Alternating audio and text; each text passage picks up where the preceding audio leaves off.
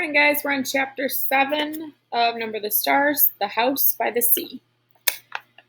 Oh, Anne-Marie, Ellen said with awe in her voice. It is beautiful.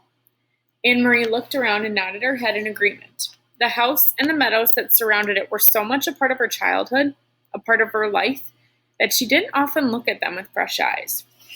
But now she did, seeing Ellen's pleasure. And it was true, they were beautiful.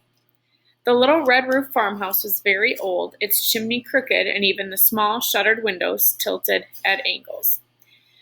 A bird's nest, wispy with straw, was half hidden in the corner where the roof met, in the wall above a bedroom window.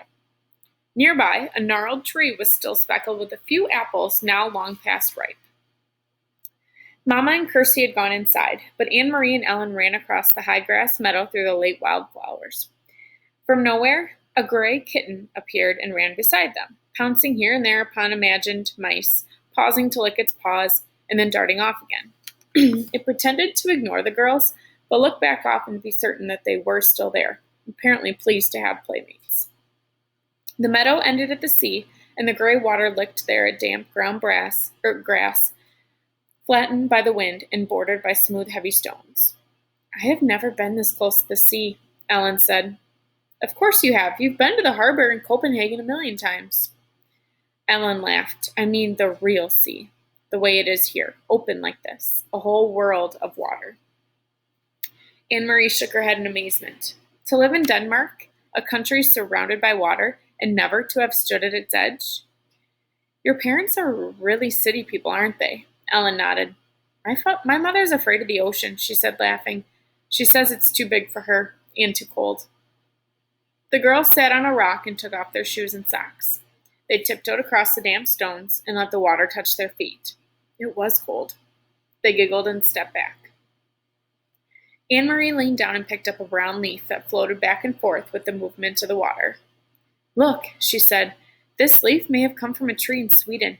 It could have blown from a tree into the sea and floated all the way across. See over there, she said, pointing. See the land, way across there? That's Sweden. Ellen cupped one hand over her eyes and looked across the water at the misty shoreline that was another country. It's not so very far, she said. Maybe, Anne-Marie suggested. Standing over there are two girls our age, looking across and saying, That's Denmark. They squinted into the hazy distance as if they might see Swedish children standing there and looking back, but it was too far. They saw only the hazy strip of land and two small boats bobbing up and down in the gray ruffles of separating water. I wonder if one of those is your Uncle Henrik's boat, Ellen said. Maybe, I can't tell. They're too far away. Uncle Henrik's boat is named the Ingeborg, she told Ellen, for Mama. Ellen looked around. Does he keep it right here? Does he tie it up so that it won't float away? Anne-Marie laughed. Oh, no. In town, at the harbor, there's a big dock, and all the fishing boats go and come from there. That's where they unload their fish. You should smell it. At night, they are all there, anchored in the harbor. Anne-Marie, Ellen, Mama's voice came across the meadow. The girls looked around and saw her waving to them. They turned, picked up their shoes, and began walking toward the house. The kitten, who had settled comfortably in the stony shore, rose immediately and followed them. I took Ellen down to show her the sea, Anne-Marie explained, when they reached the place where Mama waited. She'd never been that close before.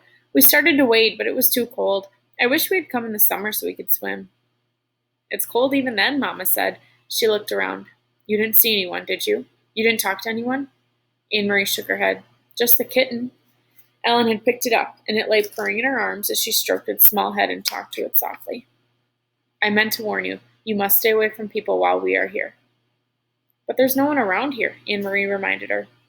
Even so, if you see anyone at all, even someone you know, one of Henrik's friends, it better be if you come in the house. Or it is better if you come in the house. It is too difficult, maybe even dangerous, to explain who Ellen is. Ellen looked up and bit her lip. There aren't soldiers here, too, she asked. Mama sighed. I'm afraid there are soldiers everywhere, and especially now. This is a bad time. Come in now and help me fix supper. Henrik will be home soon. Watch the step here, it's loose. Do you know what I have done? I found enough apples for applesauce. Even though there's no sugar, the apples are sweet. Henrik will bring home some fish, and there's wood for the fire, so tonight we will be warm and well fed.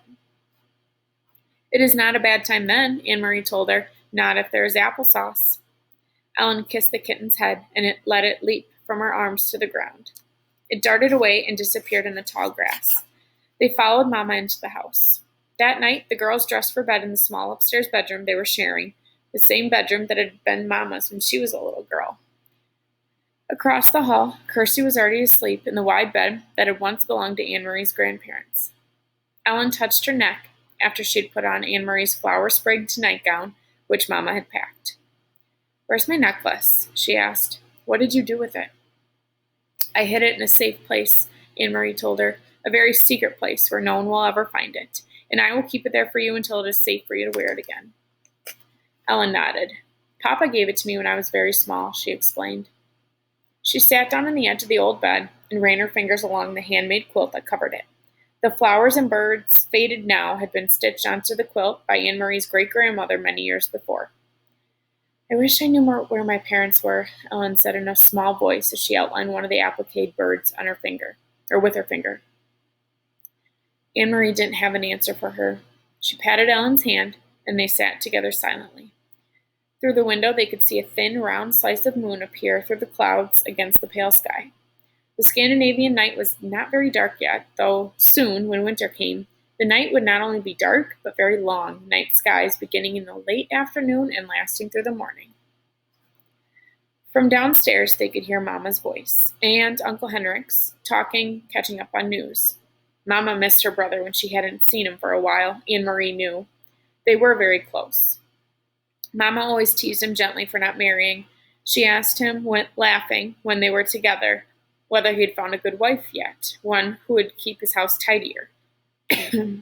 Henrik teased back and told Mama that she should come to Gilley to live again so that he wouldn't have to do all the chores by himself. For a moment, to Anne Marie, listening, it seemed like all the earlier times, the happy visits to the farm in the past with summer daylight, extending beyond bedtime, with the children tucked away in the bedrooms and the grown-ups downstairs talking. But there was a difference. In the earlier times, she had always overheard laughter. Tonight, there was no laughter at all. Okay, so you have one question you're answering in a Google form attached to this assignment, so make sure you do that. Don't forget, and then just let me know if you have any questions.